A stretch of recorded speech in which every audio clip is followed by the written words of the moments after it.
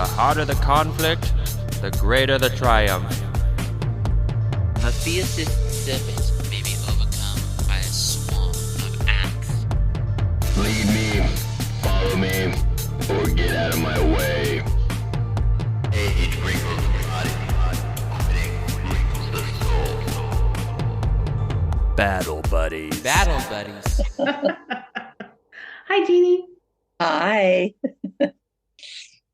Hey, have you guys met, right, in life? One time, I think. One time. One time. Yes. Okay. Well, that's cool. Well, here we are again, reunited. Yeah. Oh, good.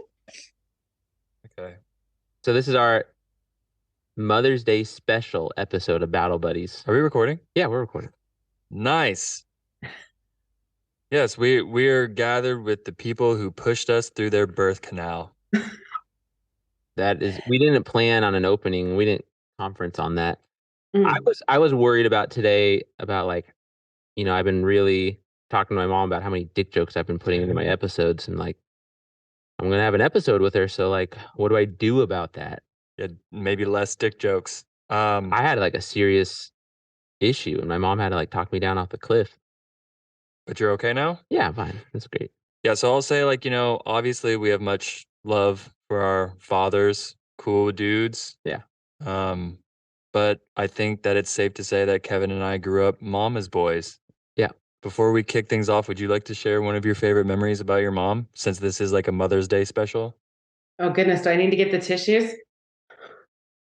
I mean, I have so many memories with my mom. I think my favorite one that we were just talking about was my mom and I have both always tried to be more intellectual, like we want to get smarter. And I squeaked into AP history in high school. And it was we're both didn't think this was coming. Good job, us. And we had to read The Founding Brothers, which sounds like a dope book. It's about the founding fathers, but how radical they were. It sounds awesome, really boring. So we're all right, we're gonna listen to it on cassette on the way down to Long Beach. And we almost crashed almost immediately because it just puts you to sleep. We couldn't do it. We're this isn't for us. Let's put back on Bruce and let's listen to the river and listen to him talk about Vietnam, and then we'll be fine. And so we did, and it was great. A lovely memory. Yeah. I feel like I was there. Thank you. Well, we actually had to pull over at the McDonald's parking lot and actually sleep for at least 15 minutes after listening to that for an hour. Oh, that's legit. You literally had to fall asleep. It was that bad. All right, so wait, what's the name of the book in case I have a hard time falling asleep on it? Founding Fathers. The Founding Brothers. Oh, brothers. Founding Brothers. Well, there you go, listeners. If you're having trouble sleeping, Founding Brothers. Yeah, people can hate on Hamilton as a musical, but it does a much better job of getting you interested in two people fighting to the death. Totally. Agreed. Quick memory about my mother, and then we'll just talk about violence around the world. I remember I was making my bed. I must have been in I don't know, probably third grade. And I was making my bed in my room, and I was talking to myself. And my mom comes in, and she's like, "Who are you talking to?" And I was like, "Myself." And she said, "Sometimes that's the best person to talk to." And I'll never forget that. That's gonna be indelible till the day I die. All right, now you guys don't need to, or you ladies don't need to share anything about us, because probably not the bestest of memories growing up. Or do you have good memory? Did your mom love you? Yeah, your mom loves you. I know. Well, right. since you've been reading through your journal, Spencer, maybe now would not be a good time to share memories of you. Wait, Mom, you need to explain. So she's not talking about my journal. It made it sound like she went under your old mattress and was ooh. No, my mom has been keeping journals since we were babies. Oh, okay. About us. Writing. Yeah. That's nice. Yeah, sort of. Teenage years were a bit rough. Yes. Well, I lived them. I know they were rough. So since you two you guys have listened to every episode, most likely. If you haven't, we'll pretend you did. Many, yes. So you're familiar with our At Ease episodes, and our At Ease episodes are where we talk about current events happening around the world that you might not have heard otherwise on mainstream news. Yeah, that's good. And so you guys are going to follow us on a journey. And if you have any questions or anything to, bring to the table, jump right in. Yeah. I actually had a question for them up top. Do it. Yeah, I was trying to think of this for both of you guys now have had or currently have sons in active duty military life. Um, has that changed like your perspective of like our country? Or like I imagine that for myself, if either my sons join the military, I think I would go from not really caring or like feeling like I have a say to like, am I writing my senator right now? Because I don't agree with like the how we're spending $8 million on this thing instead of more Kevlar vests or something. Like, have things changed for you guys since having kids in active and formerly active duty? I will. Easy question, I'll, softball. it never made me want to do something like that. I think it made me more aware of what someone in the military goes through. It gave me that worm's eye view, if you will. And as a mom, I just felt extremely concerned Yeah. for my own kids being involved. But it didn't really make me want to sit down and write my senator. No, I can't say it did. Yeah, I'd say it did heighten my anxiety over where we are in the world. And when, it makes me, especially right now, currently, it makes me aware of, like, I try and a little bit follow some of where the hot spots are, just because, but then I have to turn it off because it makes me too nervous. Thinking about him having to go there and be there. And I'd say it definitely brought it home, added to the level of worry, Yeah, absolutely. not just for the country, but for us, for his family and for us. Yeah, for sure. Absolutely. It doesn't make me want to write anybody. I don't know, at this point, I just don't know. I feel like it's so far away from my reach and um, my circle or my touch that I could have an effect. And I know, I mean, you can vote and you can do all those kinds of things, but I just really feel like I don't know if a letter is, what it would do. Right. So, yeah. I want to write to them. My brother. Like, leave my brother alone. Get him out of the South China Sea. Yeah. I mean, one thing that I've heard from other people that have experienced their child or loved one being deployed is that, when somebody deploys, their family also deploys. Yeah. You're also I've heard a story from one of my buddies who was in the Marines with me. His dad, when we came back home, his dad was like, there were days where I didn't answer the door. Like he didn't want to hear Dang. like bad news, coming home like, hey, by the way, your son's not around anymore. Yeah. Um, so it's hard for families being home in the United States every day to be like, I wonder where that kid is right now. Yeah. Like, I wonder what's going on with him. Or getting those like half legible encrypted emails from Kyle when he was underway, like because it has to go through the water or whatever, and so you only get like half the email. It's like, this is terrifying. This is way scarier than I thought it was going to be. Getting half of a "I love you" email. Yes. Yeah, I actually was teaching the first year that it was my last year of teaching, actually, but it was his first year of going under, being deployed and being out to sea. And we didn't know where, and we didn't know for how long and all that kind of stuff. And I had a couple real bouts of panic, knowing that he was underwater. And especially at the time, our president was not making me very Trump had the phone in his limo. Oh God.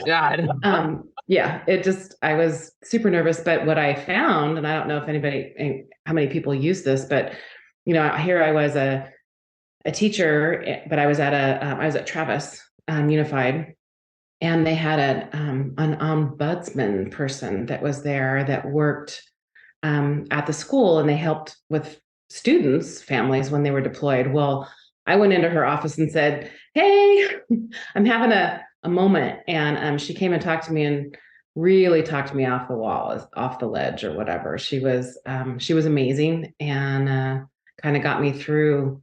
One of the main, real quick, the main thing she said to me was, They have trained and practiced for this over and over and over and over again. And I was really concerned about just the decision making that was going to have to happen if something happened. And she was great. She was amazing. So anyway, that was my experience, my first time with him being underway. Well, and I can say what really helped me was joining Blue Star Moms. Mm-hmm. And so that was a great way for me to get support from other moms. We did a lot of troop packings and sent things to the troops, which helped me to really feel involved. It made me feel like I was reaching out in a very tangible way. And Spence, I think, sometimes got specific things just because, he had the hookup and So what is Blue Star Moms? Blue Star Moms is just a group of moms that support each other when their children are in the service. Mm-hmm. And do activities. We marched in parades a couple of times, tried to support anybody who became a Gold Star mom, which means that your child has died. Oh, wow. And like I said, we did a lot of what we called troop packings. And so we just collected all sorts of things. I got together with friends and we made, what were those things, Spence, that go around your neck? I was going to mention.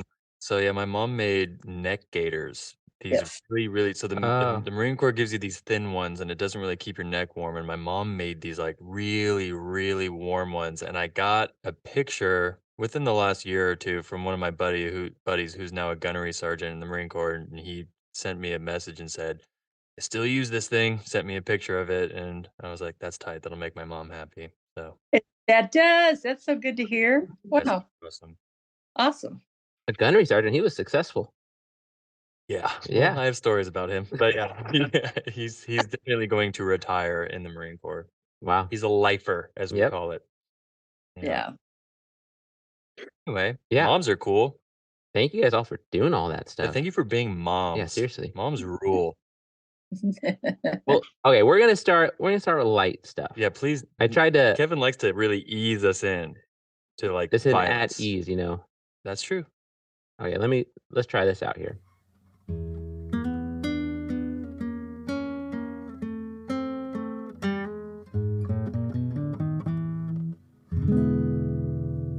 So our first story that we're going over, I'm gonna use Improve the News because it's visually very appealing, and I like going through the different sides.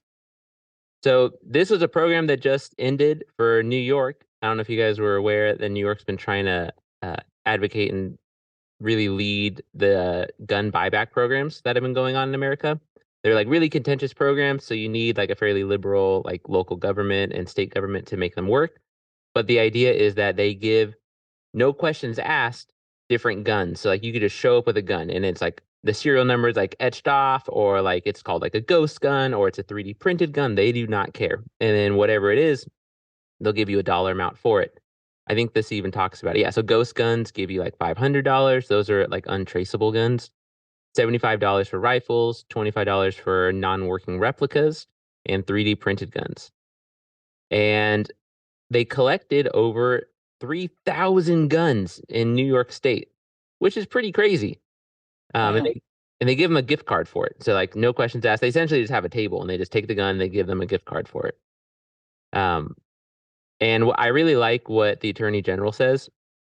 He says every single one of these guns represents a potential tragedy averted, which is like that's a great hook to say, especially because he's talking about like the 90 that were returned in Brooklyn. What I wanted to talk about was the two spins on it and what we thought about it. So it's basically, this is like a super partisan issue. So this is like a voting issue that people are kind of going and deciding who they're voting for based on this, if they're supporting this issue or not. So on the left side, the Democrats and people that lean left are like loving this because there's just fewer guns on the street. That just statistically would mean that there were fewer acts of gun violence. So that's just great. There's less of a chance of it falling into the wrong hands. And on the right side, they give an interesting statistic, which is from the National Bureau of Economic Research. in saying that it doesn't broadly reduce gun crime or violent crime. So it doesn't like it's not like that. It's like the causation doesn't mean correlation. Correlation doesn't mean causation. Those types of situations. Like it broadly, it doesn't reduce it in a significant way. Not to say it doesn't reduce it, but just maybe that it's not a measurable statistic right away, and that it costs the taxpayers a lot of money for all these gift cards and no questions asked, and you got to process all these guns. And I was What's just, the nerd narrative? yeah, the nerd narrative is awesome, but it's fairly confusing, as the nerd narrative always is. There's a 50% chance that there will be at least 1.4 small firearms per capita in the US by 2029. And Nerd. yeah, that's rough. Usually their stats like there is a 10% chance we all die of nuclear holocaust, something like Ooh, that. And don't like that narrative. no, but this one's like 50% a coin flip. And the idea that in the US there will be more guns than people, right? That's kind of how I'm reading that. 1.4 firearms per capita, right? Isn't that what that means? Yeah. That's terrifying. Well, before we open up the talk of these two narratives, I'm pretty curious. I know that my mom grew up in a country girl in Hermiston, Oregon, and my grandfather had there was plenty of guns around. I'm curious, Mama Parker, did you grow up around guns in your household? No, no. My grandfather, we used to go out to the desert and shoot. Um, the clay mud pies that we had made or bottles or whatever. But no, I definitely didn't grow up with them in my home at all. I did. Yeah, did you guys had guns a lot in your house? Oh yeah. I mean, not necessarily in our house. We had some, but we shot every year, like a lot. That's awesome. That's a very Vacaville thing to say. Yeah. My dad was like a part of the NRA, but we did not have guns. And I think he just thought that's what you're supposed to do if you watch Fox News. I should be supporting people who like guns, but he did not have a gun, nor did I ever see him shoot a gun. Yeah. Anyway, It's a weird anecdote. it's the truth. I didn't know I that anybody supported the NRA that didn't didn't own a actively shoot gun. guns. It's very odd. He was very odd. My dad's a very odd person. Yeah. All right, so how do we feel about those two? I mean, I guess I'll say like I think it's a very interesting little litmus test to have a state try and be like, you know Yeah. what, you can volunteer and just give us guns and we'll give you money for it. Like truly, for me, like if I just had guns laying around and I look back at the last 10 years of how many times I used it for protection, which would have been zero, right? I'd be like, man, maybe I'd sell this thing. Right. Like maybe I don't need it. I don't know. It's just interesting. I would be curious to see if it happened in California where we currently live, if that type of narrative came up where like the government was like, hey, we'll buy your gun from you, how many people would willingly do it in the state of California? I'm curious. I think Oakland's done that before. Oh, really? I think they've Yeah. done it on small scales. What was Yeah. the outcome of that? Do we know? I don't know offhand. I don't know the numbers, but I know that they did it a few times. Well, my question is, do we think a hardened criminal or somebody who's likely to go in and shoot up a school would be the first person in line to give up their gun? I kind of doubt it. That's what the right narrative is saying. Yeah. Well, and Right. yes. So if I understand the spins correctly, it's supposed to be that if you live like I used to live in the ghettos of Long Beach, and if I had a gun, I've been robbed before in the ghettos of Long Beach. So like I absolutely think that if somebody was going to do a violent crime, they would rob a couple houses to try to hopefully find a weapon first so that they wouldn't get traced back to them. So the idea would be like, I live in a rough area and I don't need this and I need money to pay rent, which I needed many times. Like I would have traded in a gun for rent Right. money many times. Right, same. And so I think the left is saying, which I emotionally agree with, which is like, if you're already kind of in a sketchy situation or you're hard up for cash, like why not just make the responsible choice for the money and put it out and like get rid of it from the equation? And over time, that will reduce the likelihood it will be used in a crime, which I think kind of makes sense, right? The longer that a gun is in a city over time, the more likely it would be used in a crime. Yeah. Right? Yeah, I do agree with so I understand both sides, first of all.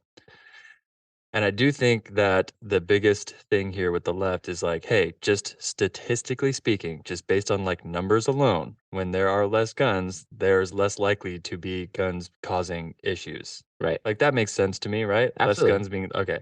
But then the right is saying like that statistic doesn't necessarily won't make sense immediately, which does also make sense. Was Yes. what my mom is trying to say is like people who want to do violent crimes are going to figure out how to do violent crimes regardless of if there's like people giving away money for guns. Absolutely. Right? And Mom, so would you say that's true? Right, right. Yeah. That's absolutely true. And then just for my part, I grew up with guns in the home. My father actually reloaded shells in the basement of our home, but those guns were specifically for shooting. He was a deer hunter. Right. Yeah. And then, of course, when you kids were growing up, I didn't have any of that part of my life for 40 years, let's say. And then, of course, Spence, your father died, and I remarried. And now I am married to somebody who is from the same area of Oregon that I grew up in. And indeed, he has a lot of guns specifically for hunting. Yeah. Which he still does. Right. So that's kind of a different level of a gun owner, I Totally. guess. Hunter is different. Yeah, Absolutely. 100%. He's not using it to go do crime. Not at all. I cannot imagine him going out and doing a crime of any sort. No. He's just like a very nice man. Correct. He's a sweetheart.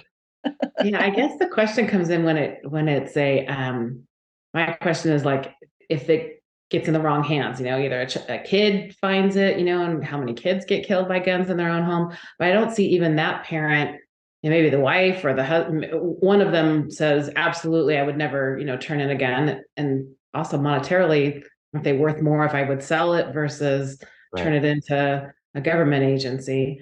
I still think I think there might be extra guns just in different places where people are like, hey, we've got, 8 of these. I only need 2 for hunting or 2 for protection or whatever. And I do want to get them off the street. They're just, I could turn them in and get cash for. Absolutely. I don't know. I just have to do a side note. There was a drug buyback here in Reading last week. Cool. And Dad and I were like, who would be turning in the drugs? And I get it. And I don't know I honestly don't know how successful they were, but they had a thing where you could just drive up, you could give them, they couldn't be needles, but you could just drop off your prescriptions or extra meth if you had it. I don't know. I don't. Got extra meth. Reading is intense. Yeah. That's know. fascinating. Are you saying because the dealers are the ones I could recoup this immediately? Yeah, the dealer's like, let me just go turn it in. That sounds great. I would be interested on the additional level of stats in the data for the gun drop off. I know there's no questions asked, but truly I wonder, who actually is turning in the guns and if anybody voluntarily fills out any information or if they know any other information about where the guns came from or how many of them were antiques, how many of them were not used, how many of them were no serial numbers, that kind of thing.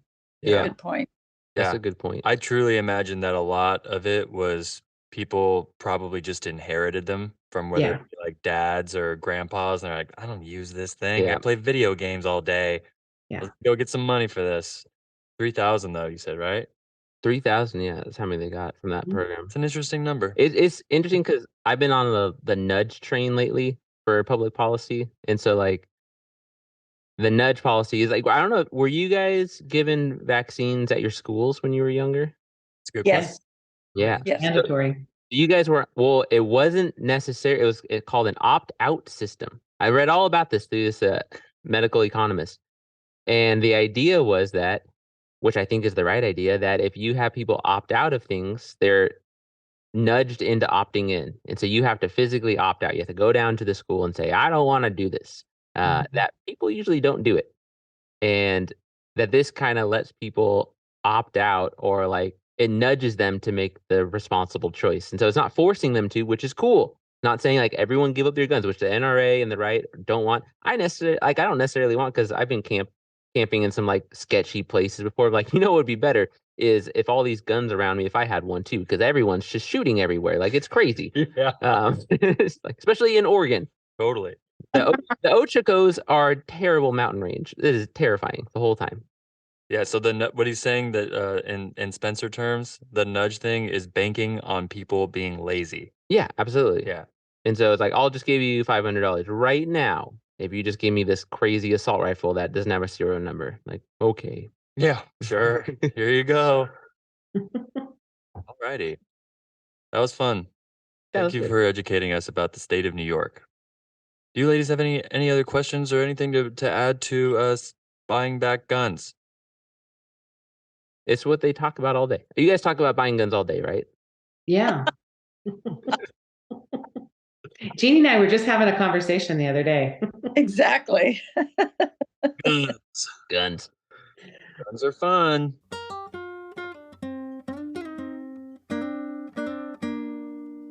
All right, we're heading to South Sudan now. Okay. Do you ladies know where South Sudan is? Oh wait, you're sharing the screen? I'm gonna share the screen. Okay. Any guesses where South Sudan is? It's okay if you don't know. I didn't. No, I told Kevin I didn't want to be like tested because I'm horrible at geography. I'm gonna make everybody feel better. So I already knew we were gonna go to South Sudan. So I went to my middle school public library, or my middle school library, and Shout out then to McKenna.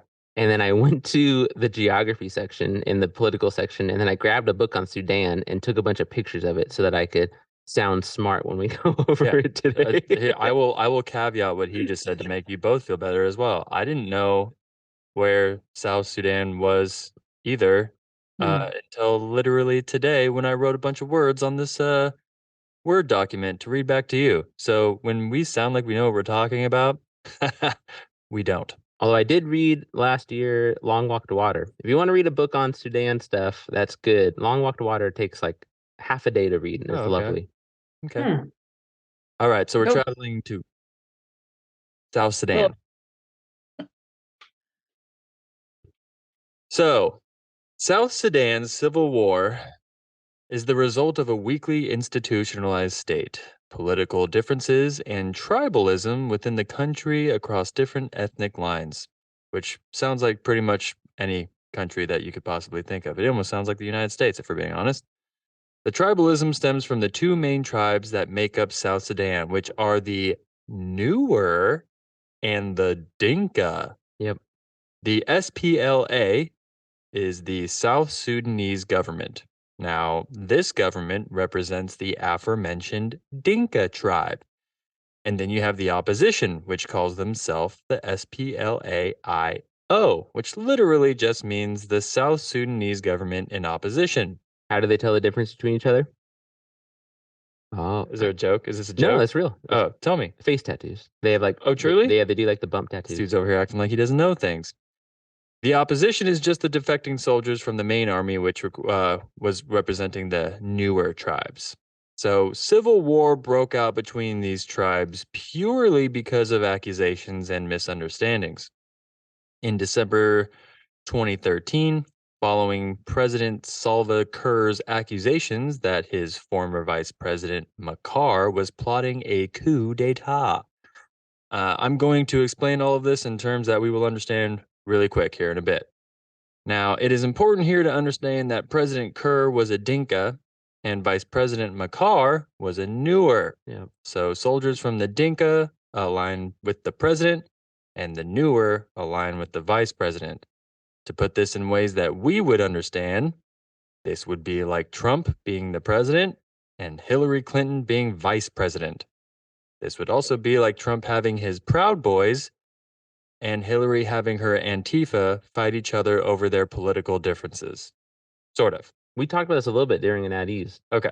So this is like, does that make sense? Like if President Trump and Hillary Clinton were both in office at the same time. Now, lots of political powers in South Sudan were split between these two tribes, which ultimately led to more animosity towards each other and provoked a civil war.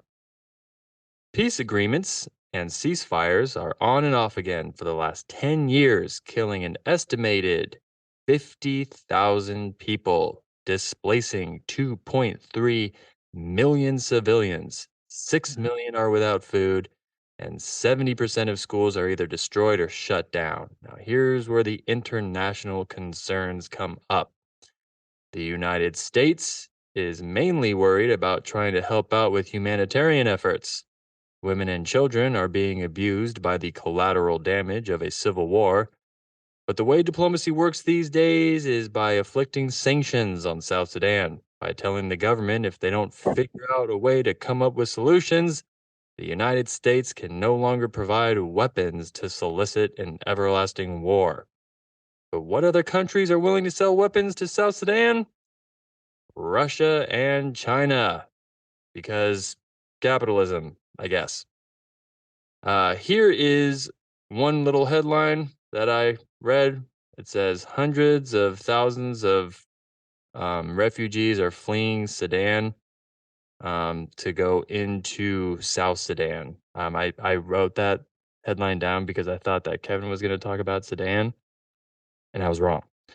I could talk about Sudan. There's also like a projected civil war happening in Sudan as well. It's and wild. So all of these refugees are now coming into South Sudan, which is going to be like 170,000 refugees. There's going to be 100,000 going to Chad, and around 20,000 have already arrived. So on top of everything happening in South Sudan, we're having all these refugees coming in from Sudan to try to figure out a world living in South Sudan, which is, as you can tell, going to be a huge humanitarian crisis. Do you guys remember the Lost Boys stuff that was going on in like it was 87, like right when like Kyle was born, there were all these refugee young boys that they shipped from South Sudan and Sudan to like New York, and then they were trying to give them all places to live.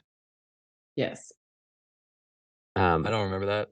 Yeah, we weren't alive yet. You said what? When was this? It was like it started in like 87 during one of the big Dinka Nuer conflicts over the religion. It's like it's so complicated, like we've talked about. It's like it's religion, but it's also about resources, and it's about oil and gold. And a bunch like America did like a good refugee program. So we sent tons over to America and like New York. And so and Long Walk to Water talks about this. And so he's like, I've lived in South Sudan my whole life. Like I just like free grazed with cattle.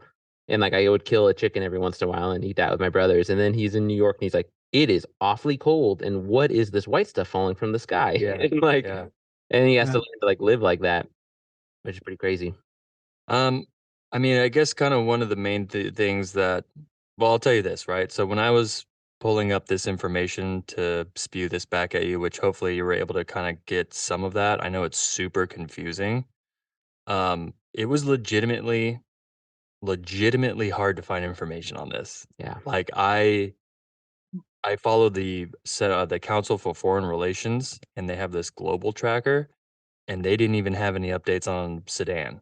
They only had updates on South Sudan. So trying to find things that were going on in Sudan was super difficult. And I'm just wondering, from your guys' perspective, do you think that mainstream media doesn't cover this because it's literally just too hard to like break down?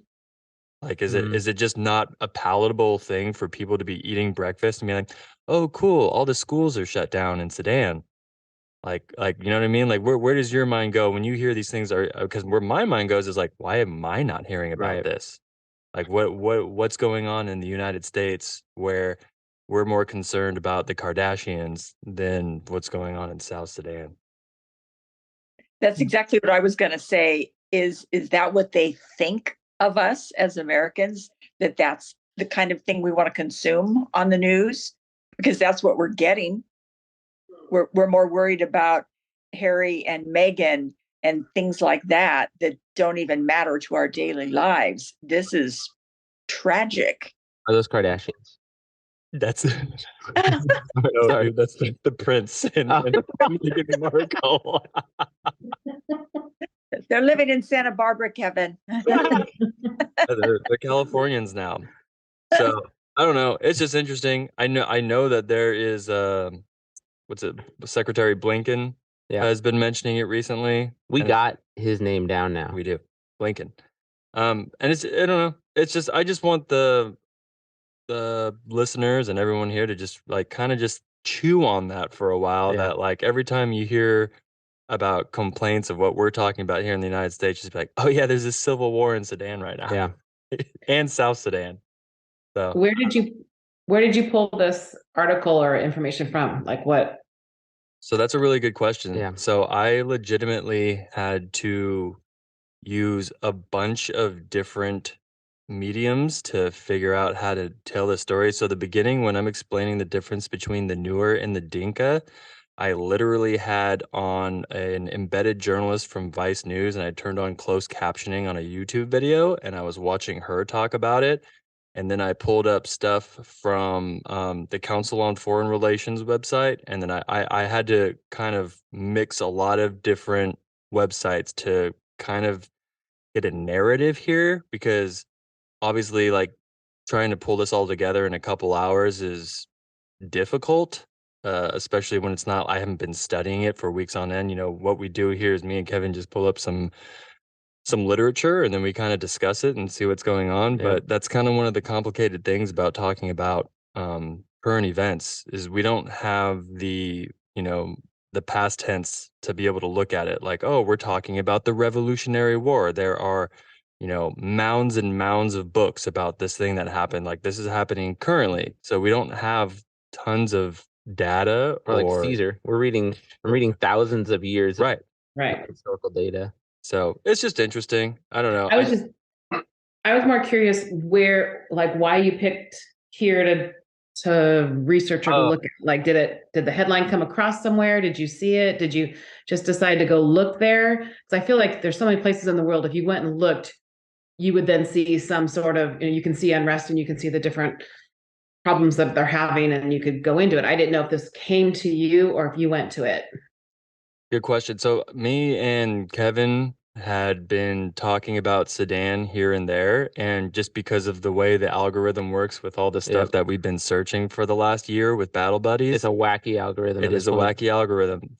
Certain subjects just kind of spew across our phones here and there. And so I saw, like a people couple weeks leaving ago, the embassies, like people so that leaving that did embassies. get reported, but we were getting shocked, right? Because like there was reports of like, hey, every American is getting kicked out of Sudan right now. Like and it's fast. It's much faster than in other places that have happened in recent years. And we're like, that's weird. Like that's a big deal if you vacate an embassy in 2 days. We're talking about Kabul, and like that didn't happen in 2 days, right? And so that something was happening fast, and then we couldn't find anything on it. We only found the embassy getting vacated. We're like, that's weird too. Like, there's wacky things going on. I encourage the listeners. I encourage both of you mothers, when you are bored tomorrow, just kind of Google Sudan and see what your phone comes up with. It's a very, very complicated situation. So it's just interesting. I just kind of wanted to bring that to light. Yeah, it's sad. It is sad. It's extremely depressing. Yes. That brings up like a more general. So as you guys have gone through your life in America, like, have you felt that the world is like safer or better? Like in general, like do you feel like the world is like moving in a positive direction or a negative direction? That's a good question. For you guys personally. Like on like a macro level. Share us your wisdom. Yeah, I want to learn. Just like gut reaction, like emotion. My gut reaction is way better now than it was in the past. Way better. I mean, there's scary things I think are out there, and I think there's always change, but there's no way in the world I would want to live in any other time. I just think that historically, like, I don't think there's a better time for women, for families, for the world. I think the world stage, the fact that we can interact and we can find out about information in other places at our fingertips, I think is fascinating. So when I read about history, I think, oh, I would have never survived that, or I would have never been able to, I would have been under a rock somewhere, sometimes I can't imagine. Even the pioneers, or then you go, well, way back, I can't imagine being during the Renaissance times. And I can't even, I would rather live now. Yep. Interesting. So I'm looking at it just a tiny bit differently. I believe the question was, do we think the world is going in a better direction. Is that right? Yes. Or in the United States specifically? I think he's also kind of asking like you personally. Do you feel like you are like living like right now kind of in a better like do you feel more safe and comfortable now than perhaps in your mid 20s? Sure. Yeah. Whatever I the mean, question means to you, I guess. yeah, that's fair. Okay. Answer. So I would say no. I think the world is in a crazy place. I feel like the United States is so divided and hateful. Social media has definitely brought, I think, a safe place for people to just spew their hate. It's kind of like when you're driving a car and you get mad at another driver, you feel free to yell and flip people off and do things that you probably wouldn't do if you were face to face. Totally. Yeah. So that's the same venue that social media has brought to people that I never saw in my lifetime. And it feels like it just goes to such a place of so quickly. Internet fight over the most ridiculous things. And I see that all the time, and it's kind of heartbreaking. I think it's heartbreaking what's going on with schools and the way kids are disciplined. There's just a whole different world out there now. And I think even in the next 10 years, I feel for my own grandchildren as to what they're going to go through. Cell phones, all the things that they have access to are making life more difficult. Now, personally, I'm in a wonderful place, but it really has nothing to do with where the United States is. So I think you're both right. I was like, that's a both I and. think you're both right. I think that I could both take information from what you both said and agree with what you're saying. And I think that there's like Steven Pinker, he wrote a book called Enlightenment Now, and it's all about how exactly what Mama Parker was saying. It was like, dude, we figured out a vaccine for a pandemic pretty Right. quick, Like real time. pretty fast. Yeah. People don't die from like colds as much anymore. Yeah. Like, you know what I mean? Like there's antibiotics and things like that. Exposure. Yeah, we're not living in the plague. Yeah. You know what I mean? But conversely, also kind of what my mom is saying is like, social media is going to give people neurological disorders. And I mean, like Kevin and I both work in the school district, and you know, most of these kids are having hard time coming up with coping mechanisms for simply living life. Yeah. So it's That that's a is good interesting question. because That's a like good question that you bring up. like personally, like I don't feel like they're as malicious to each other anymore. Like, cause I mean, growing up in Vacaville, like I definitely got called a faggot a few, like many times, and I'm like, that's a weird thing to just like shout at me sometimes. And I don't see kids doing that anymore. Like the kids that doesn't like kids we're holding like pride flags today, and like no one bothered them, Cool. even like the cool kids. Like we're not Yeah. bothering the kids with the little pride flags. Nice. But they still say awful things. They just, so, and it's like usually related to their phone or like what they're doing. So the both and situation for sure. Mhm. Yeah, because it was I don't know. Maybe because I switched schools a lot when I was younger. We moved a lot as a family, and so starting as a new student in schools, I didn't have the safety of just having the same school situation all the time. School was hard for me, and Skip the grade. yeah, yeah, and then there was that. So I don't know. I just feel like there is very much some things that are worrisome and scary and will change and will cause us as a society and as a people to look at things differently. How are we going to use our phone, and how are we going to teach our kids to use it? And this huge resource, but how are we going to help manage that? But that's on us to figure out. And I am awestruck by the creativity of our youth. And I know you guys as teachers see it. You guys have young, a little bit younger kids. When I was working in the high school, I'm blown away about what these next generations are going to be coming up with, and their desire to care about other humans is still, I mean, it's just out there. I mean, I don't know. I was encouraged by it. So not That's discouraged good. by it. That makes me happy to hear. Yeah. This is why I'm always trying to be positive. I'm a little clone of this lady. Yeah, meanwhile, my mom and her are like, the world's going to shit. But for me personally, it's awesome.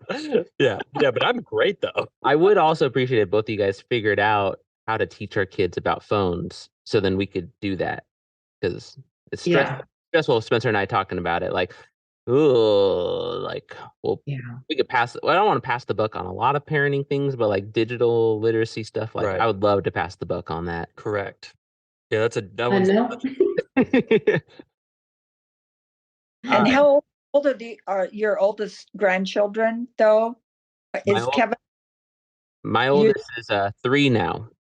Right. Okay. So my two oldest are 10 and 11. Yep. And that whole phone thing definitely becomes something. Also, conversely, I stayed in the same school system, first grade through 12th. I graduated high school with kids that I went to first grade with. So I had a very protective, little tiny sweet bubble in Eastern Oregon, small town, completely different situation.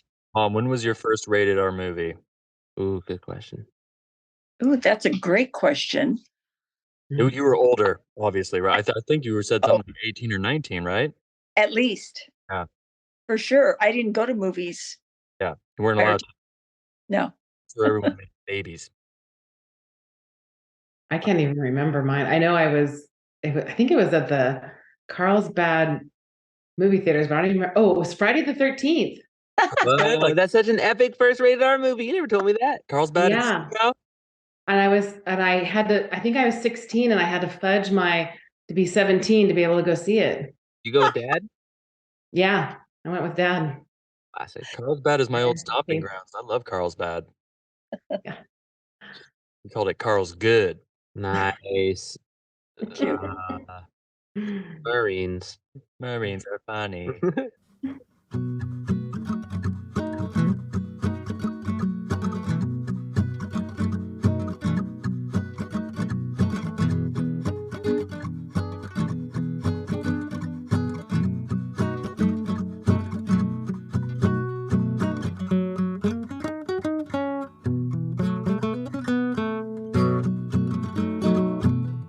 Where are you taking us next, dude? Yeah, I actually wasn't okay, this is gonna be hard.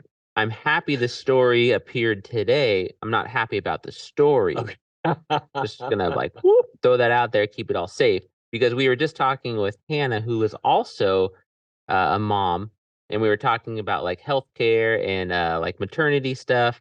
And we had like this great discussion, which was one of my favorite discussions we've had so far about like structural racism isn't what we think it is. And it's like, we were talking about the mortality rate of women that are not white, and like especially when they're giving birth, and like why is it so high. And then we had like this little discussion about like one of the issue is they don't study, like most of the studies are done through like colleges and universities, and so most people that sign up are like of majority racial groups that are like highly educated, so like a lot of times it's middle class white people.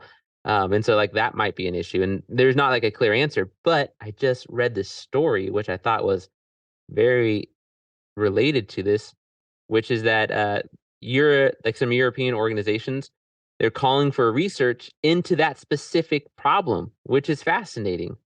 So basically the idea is that I'll read you guys kind of the facts for people that are listening on the podcast and don't have the visual up. A network of health organizations and 3 members of the European Parliament signed a statement last month calling for the European Commission to recognize racism as a key factor that can negatively affect health. They urge for prioritization of the issue for research funding.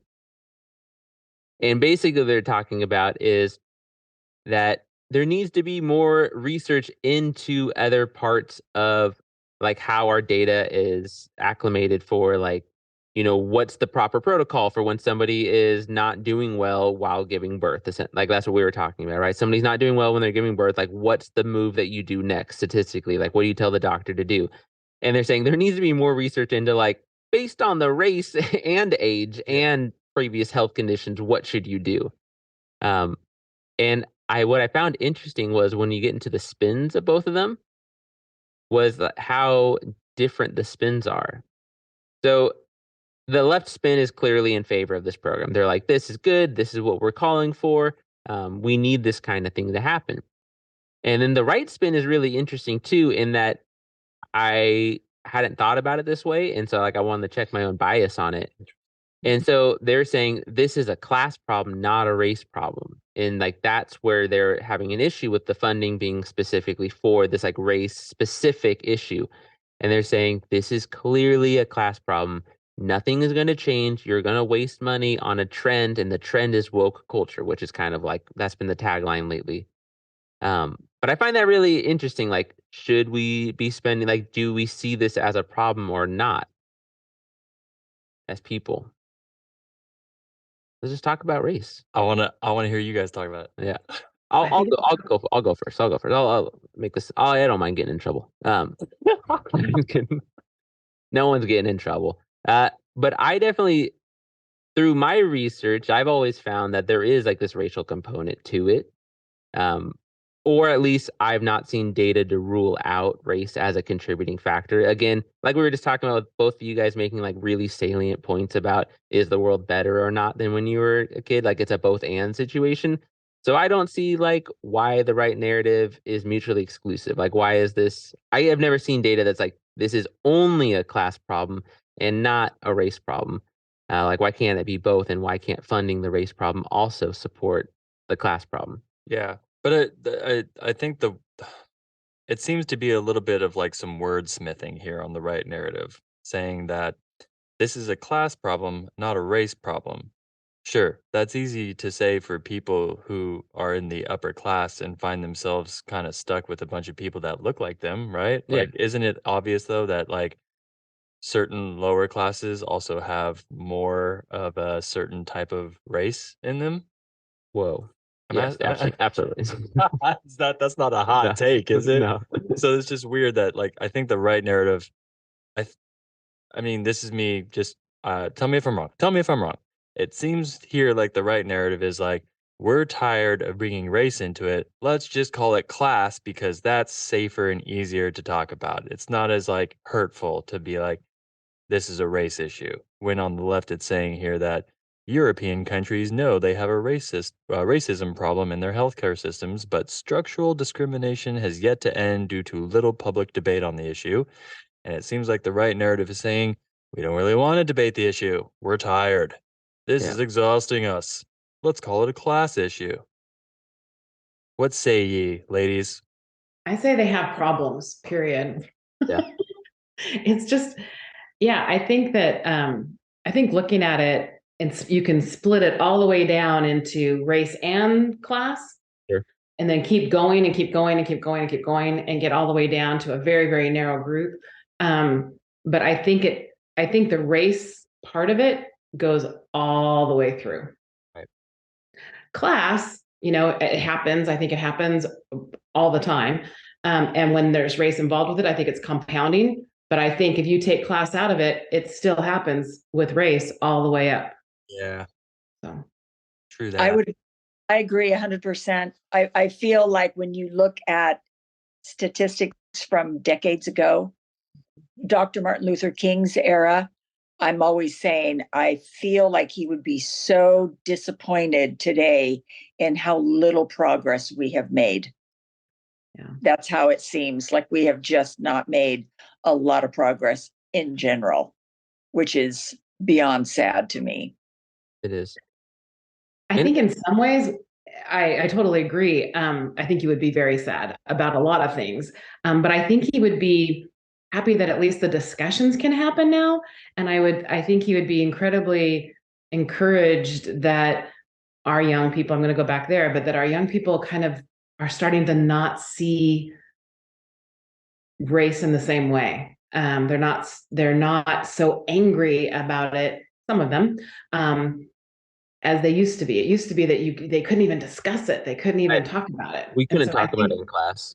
yeah, I think that part has gotten a little bit better, and but it still has a long way to go. An anecdote for that, because like growing up, we read The Giver like every year. That's love just The something you Giver. do in Vacaville, and we never talked about race, even though it's a big part. It's a subtext of that book. But now, when we go over the chapter where they kind of like the Lois Lowry like hints that there was a genocide and there was a cleansing to make everybody the same. And I'm like, did anybody catch that? There's no more black and brown folk. And then like it's like this big uproar, but we have like a great conversation and no one like freaks out anymore talking about it. But I could not imagine having that conversation at 12, like with my teacher. My teacher would never have that. None of my teachers would have that. No, for sure. I do appreciate so to caveat what you were just saying about the conversations that on the narrative in this Improve the News article, it was saying that the left was trying to be like, hey, just having these discussions is something that's important for society, Right.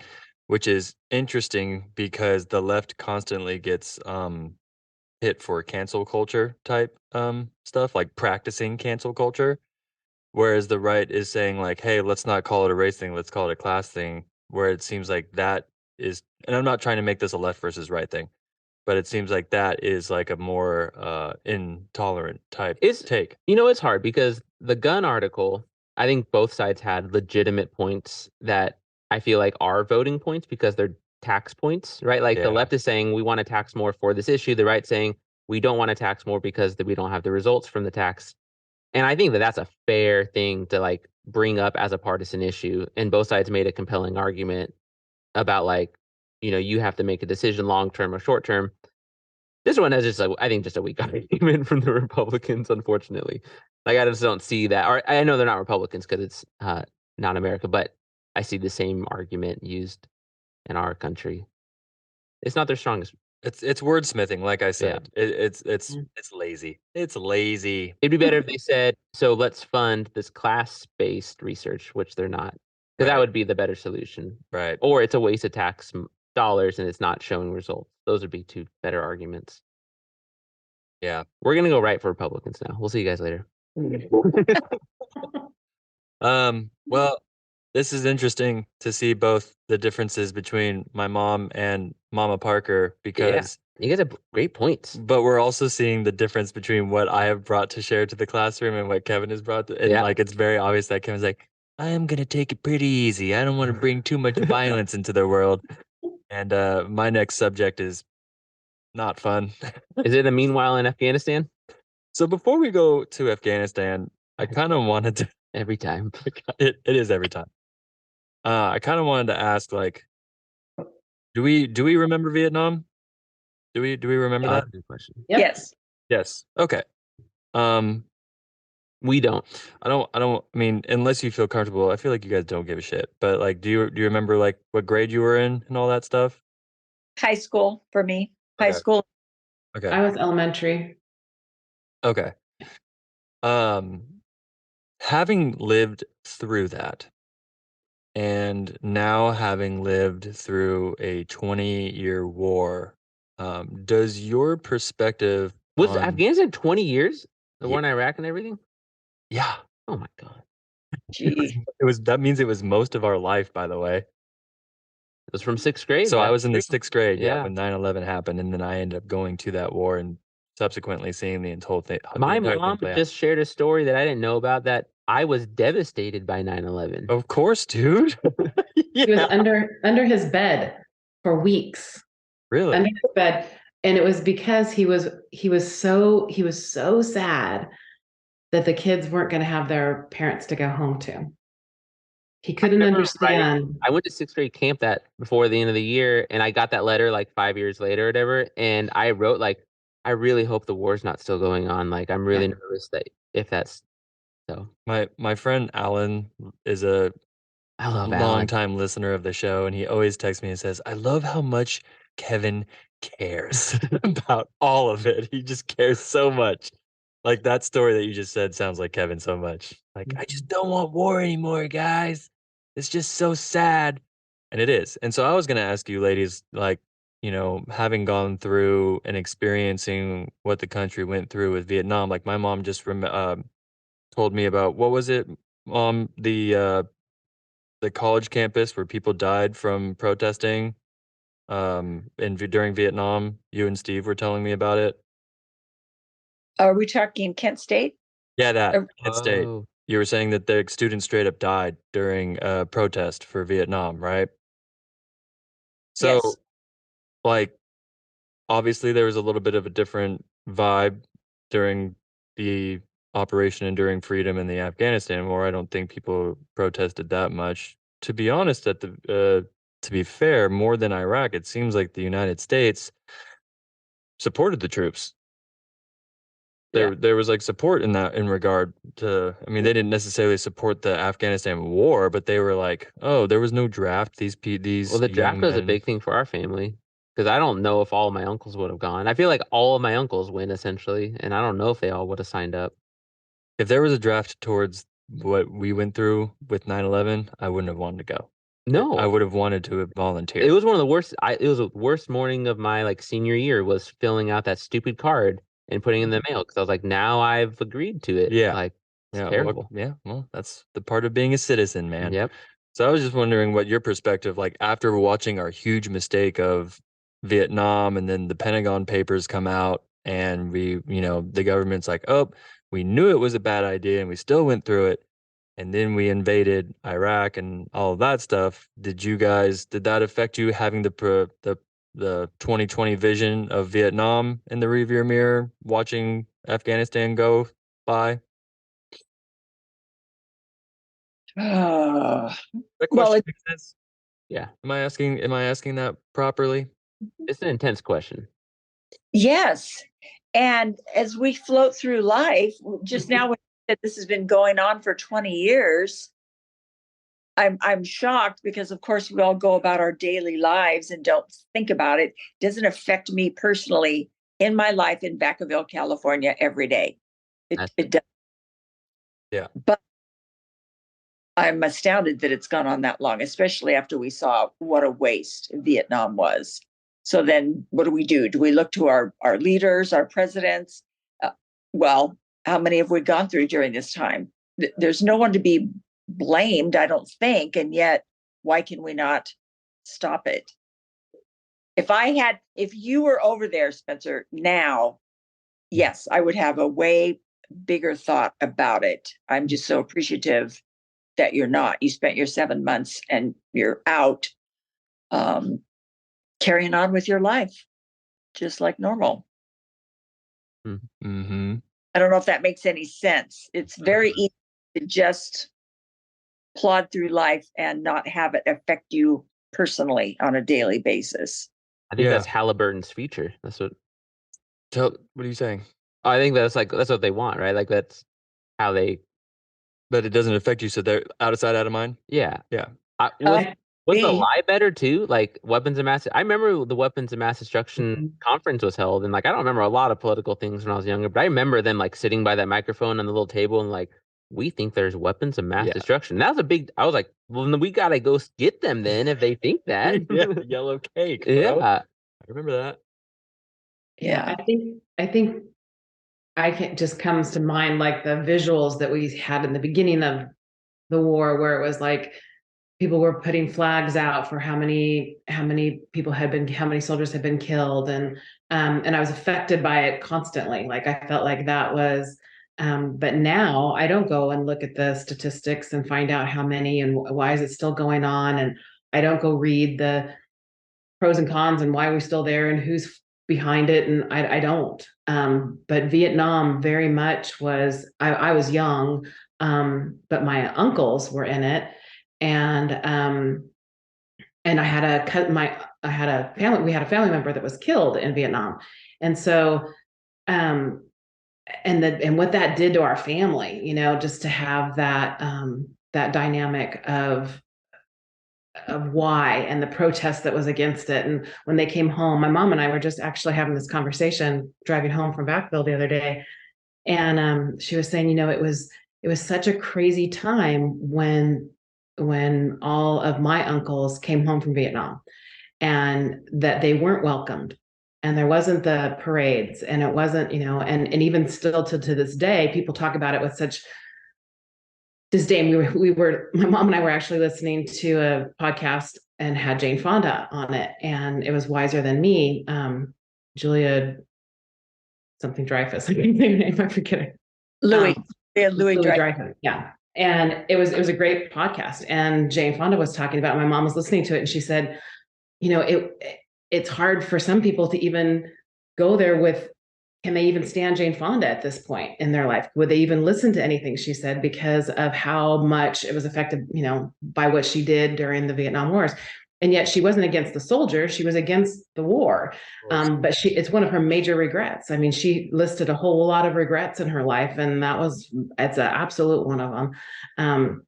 So I don't know. I think now watching it, I think we are kind of removed, and it kind of is on the media on where we go. I don't listen to the regular news anymore because of my kids. They kind of helped me to just wean from that years ago, and I go out and selectively go look. But do I selectively go look at that? I don't look at it all the time. When it was in my face with the flags, I saw it all the time and was affected. Totally. Right. Well, how can you keep up the endurance of carrying that much Yeah. with something that's not in your, 100-mile radius? It's thousands of miles away every day for 20 years. Like, how can you keep up that level of just like intensity? I don't know. Yeah. Yeah, I don't think you can when it doesn't specifically affect you. I remember seeing in the window of a home of a gal that I knew right after 9/11, just 2 words, "Stay mad." Mm, And I thought, well, of course. How can we ever get over this? We'll always be mad. And we are when we think about it, when we talk about it, but it's not in our face every day. So, Yeah. Well, because I think it gets confusing on what we're fighting for. Like I get yeah, confused on that. Are we fighting to help them become their yes. own? Yeah, who am I mad at now? I mean, Yeah. Yeah. right. Yeah.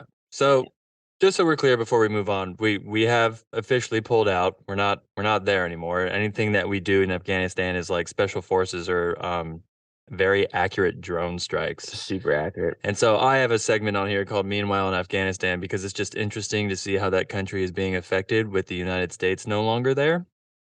So meanwhile in Afghanistan, ISIS-K, which is a specific ISIS group within Afghanistan itself. And so quickly, just to recap, ISIS specifically fights other Muslims. ISIS does not specifically hate on the West like Al-Qaeda does. So ISIS-K leader behind deadly 2021 suicide bombing at Kabul airport was killed by the Taliban this last week. Whoa, Did you see that? I didn't see that. Okay. So as we were pulling out of Afghanistan in 2021, there was a suicide bomber from ISIS that killed a bunch of civilians. And soldiers. 13 Marines Yeah, died that was brutal. and 170 Afghan civilians died. So that kind of gives you the idea of like what ISIS is doing. They're like against other Muslims. They're not just hating on the West like the Taliban and Al Qaeda has, right? Was that the one that's the one they showed in the video of leaving Yeah. Kabul, right? That was brutal. The guy, the soldier, it's so heartbreaking because you hear the soldiers say, like, I don't have a good feeling, like this isn't good, like I know something's about to happen, and then he dies protecting his soldiers. So I say right here, like if you haven't seen Escape from Kabul on HBO or America and the Taliban on PBS Frontline, they go in depth, really like you have to be mentally prepared hard. before you watch these things. You're definitely watching an embedded journalism in war. So long story short, the United States had to work with the Taliban as we were pulling out to avoid ISIS attacks. It did not work. ISIS successfully deployed a suicide bomber that killed 170 Afghan civilians, like I just mentioned, and 13 Marines. The Taliban has killed the ISIS individual who pulled off the stunt that we were just talking about. Now, ISIS is strewn about Afghanistan, which the Taliban have been in charge of fighting since the withdrawal of the United States. So I'm kind of just curious, like, how do we feel about this? Like, our enemy at one time that we were just talking about, like, who were we even fighting? We were fighting like the Taliban, right, while we were there.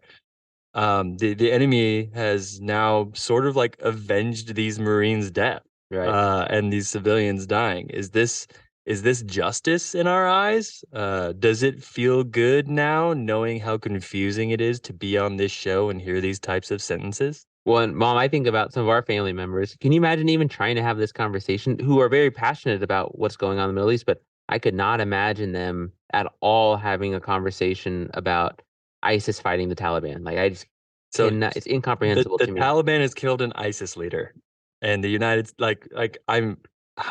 me as a veteran of the Afghan war, like how am I supposed to feel about Right. that? Am I like, yay, wait, what?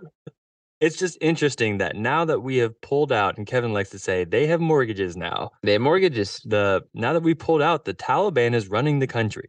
Yep. Whether we like it or not, the Taliban is in charge of Afghanistan, and Afghanistan is now called the Islamic Emirates of Afghanistan.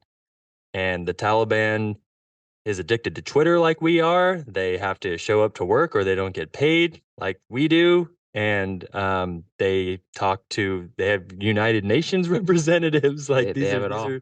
This is an actual country. And so now they are fighting ISIS without the help of the United States. That mortgage joke is actually from my dad. Oh, because Shell, Really? he used to talk to the new employees because he'd been at Shell for a long time, and they'd be like, "Hey, Shell's willing to sign my mortgage with me," and he's like, "Yeah, they can't wait to sign that mortgage lease with you. That's the best thing they heard all day. Then they got you for 30 years, man." Exactly. Yeah. Yeah. So how does that make you guys feel? The Taliban is killing terrorists. I don't understand it. It's confusing. Correct. Yeah. Good answer. I don't even know if they understand it sometimes. No, they don't. And it kind of makes me feel like we could have stayed over there literally forever and ever for nothing. That's absolutely right. Whoa. That's absolutely right. I didn't even think of that. That's a really good point, Mom. And what's for me personally, I just posted this video on Twitter of the day that Osama bin Laden got killed. There was a New York Mets versus Phillies game in the 9th inning, and it's a really intense, like, tied game. And the entire crowd is on their cell phones finding out that bin Laden just got killed, and the entire crowd's going, USA, and all the players are just like, what's happening right now? Yeah. And of course, the commentator's like, the players don't know it, but if true, the United States just killed bin Laden. And I remember that day like it was yesterday. I remember where I was and all that stuff. And for me, it was like, so justice, right? Like, we're done. I Now love that let's picture go. of Obama right before he gave the okay. That's an epic photo. When he's sitting on the chair with Yeah. Like, for me, once we killed the dude who was the mastermind, or what we called the mastermind behind 9/11, it was like, that's it. We're done. Let's go. It was kind of like once the last Nazi in Germany was, out of here, it was like Germany had a huge sigh of relief. And then again, once we killed al-Zawahiri with the drone strike, who was Osama bin Laden's right-hand man, it's even more so like, that's it, dude. But it's interesting though, because I was just listening to a podcast today, and they were talking about with the Nazis, it was so clear who was the good guys and who was the bad guys. Like if they were the SS, they were just bad. They had bought into a program that no one else in the world could agree with, because the whole idea was racial superiority. So like, if they had the two S's there, then like they were naughty people. Dan Carlin?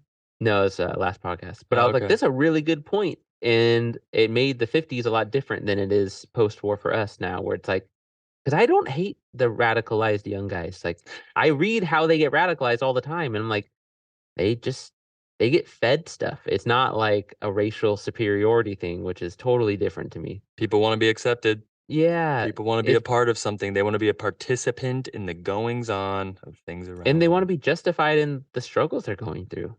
They're hungry. The U.S. has not done all amazing things over there. Yeah.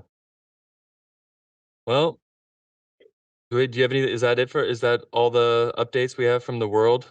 For our moms? I was trying to do more on the ISIS stuff, but it's all in Iran right now, and we're gonna have to tackle that another day. It's wild. Well, moms, we appreciate you for having you on. Do you feel? How do you feel? Do you feel conflicted? Do we have any embarrassing stories about us? Let's end on like some funner stuff. Boy, go ahead and roast me, Mom. Let's see. I've got the journal right here. Oh, journal. I mean, I don't know. I did tell. So this is an embarrassing story that, I mean, Mom, you can obviously do one from the journal, but I know that Jude is having trouble with potty training right now, right? Yeah. Okay. Not with the active potty training, but just, my coworker said it really well. She calls 3-year-old three-nagers, yeah. and that it is a rough time. But apparently, when I was like 3, I'm the third child, by the way, but I was still crapping my pants, but I had the peeing thing down. And my mom came up to me and she was like, "Bro, if you poop your pants one more time, I'm gonna whoop the living like crap out of you." And I was like, "That was it. It worked. I did not poop myself ever again." Thanks, mom. Yeah. Corporal punishment works sometimes. Oh, okay. I've got a funny one. Yes, it does. Just the threat of it. I never even had to do it. Although you never did, right? I asked Spencer about it. No, no. That was after lovingly encouraging him for 11 months. 11 months to please, take that stuff to the bathroom. Anyway, he's always very funny. And Battle, folks. It's a battle. Battle. Pick your battles. out in the garage one day after it had rained, just kind of smelling the fresh air, after rain, how it smells. And Spencer walked into the garage and he goes, "What you thinking about, Mom? Dog poop?" True story.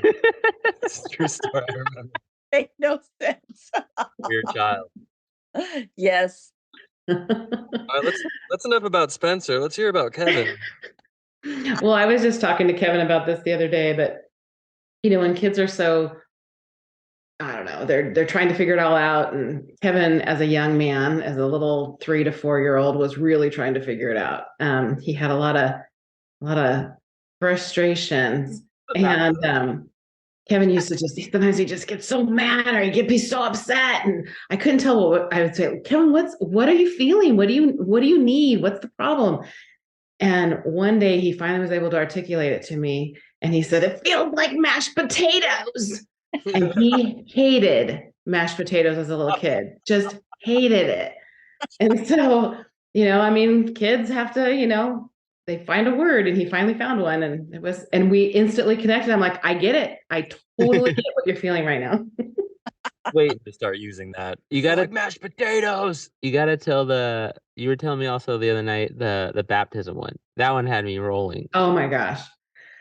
So, I was raised Catholic, but then my mom kind of said, "Hey, you kind of need to explore and do your own thing." So I went to Church of Nazarene. I went to the Baptist church with my aunt and uncle. I didn't know So, Grandma encouraged you to do that. That's why you did it. yeah, grab a pat. Absolutely. Absolutely. Yeah. Or we could go we could go to, I don't know, wherever you go chant with somebody if you wanted to. Like, she was very open to whatever vibes. And I went to a Christian high school my freshman year. So went to Calvary Chapel, accepted the Lord, did all that kind of stuff. But I was also baptized, right? So I was explaining to Kevin and my kids when they were kind of searching and asking lots of questions. And we had started to go to, actually, I think it was Valley Church. We were going to just for a little bit. I did the Sunday school thing, so they kind of get an idea of what that was and if that was a choice they wanted to make. And I kind of said, you can do whatever you want to do. You feel like you want to get baptized. Some of their friends had gotten baptized. And so Kevin was asking me about that. Well, do you have to be baptized? And I said, well, I believe you have a conversation with whatever that big thing is that you believe is God. And I said, you get to pick. Do you want to be baptized? Do you want to do all that? And he said, well, but Mom, you got baptized and you accepted, so you're covered. You're squared away. Squared away. You're covered. You already got it covered. He was a little concerned if he was covered or not. I just felt like God really appreciated loopholes. Young Kevin sounds like a fun time. Mashed potatoes and being covered. That's fun. He was a touchstone. Kevin's always been that person that you describe as caring. And sometimes it's hard in this world. And as Jeannie was talking about, it's not an easy time. I don't think it's ever been an easy time, but right now that you can get bombarded, your soul can. And being a teacher, especially, I look to him and I'm, Spencer, I look to you guys, it's hard. And I feel like you have to kind of like put a little protective bubble around you and see it and feel it and be able to I imagine pushing through it with your hands, but sometimes you can't let it come in and attack your soul. So pick that. I told Kevin, I feel like you guys need an episode on like picking your battles. You need to know which ones to pick. I might not be the best person for picking your battles wisely. I had to talk with I had like this emotional encounter with the student, and I was trying to talk with Spencer about it, and he's like, I just don't know if I get as worked up as you. And so then I talked to the dean of students, who's a lot like Spencer, and so I used both of them to like always figure it out. I asked her, I was like, "How do you like not like?" I was like in tears, and I had to go teach, and she's like, "I just don't think I get as emotional as you." I was like, "Come on." So sometimes I go into Kevin's classroom to go say hi around like 1 o'clock, and I can read Kevin's face pretty quickly to see how the day is going. And I've also seen him escort students to the office, and it makes him sad. He does not like it. Nope. It like affects it. I'm like, dang, okay, all right, yeah. Whereas I'm just like, whatever, bro. Whatever, child, kid, being a brat. Anyway, well, I guess that's a good place to leave off on. Yeah. Yeah, this is a great episode. Thank you guys. Any last words? We feel good. How do we feel? I never thought I would like enjoy talking about wars, or especially because I don't like them at all, or even have any kind of like desire to learn about them. But you guys make it so that, yeah, I want to listen, and I want to like participate in the conversation. So thanks for doing that. Shout out to moms. Yeah, moms. I was going to say, I agree. Thanks for starting this over a year ago. What a very innovative, clever, creative thing you have done. It's fun for me to walk along with my little earbuds in, listening. I'm like, that's my son. It's cool. Yeah. No, you're doing a great job. I like how you make fun of yourselves. You admit you don't know where Sudan is before you get on the particular episode. It's a lot of fun. You're doing great. Well, thank you, moms. Thanks, moms. But this should be releasing Mother's Day weekend, and we just want to give a shout out to moms everywhere. Moms rule, dude. If it weren't for our moms, we literally wouldn't be in the world. Yeah. And so, if it weren't for you two, we wouldn't be as silly as we are today. And so, we here at Battle Buddies, we have a tradition where we have a sign Oh, off that's right. called where we say bonsai, which is a battle charge in Japanese, I believe. It's Right? Japanese. It's totally Japanese. So we're gonna go ahead and sign off with the bonsai if you want to join us. And thank you everybody for listening. You know where to find us, and we have social media and all that stuff. But until next time, we appreciate you and Bonsai. Bye. beautiful. Awesome.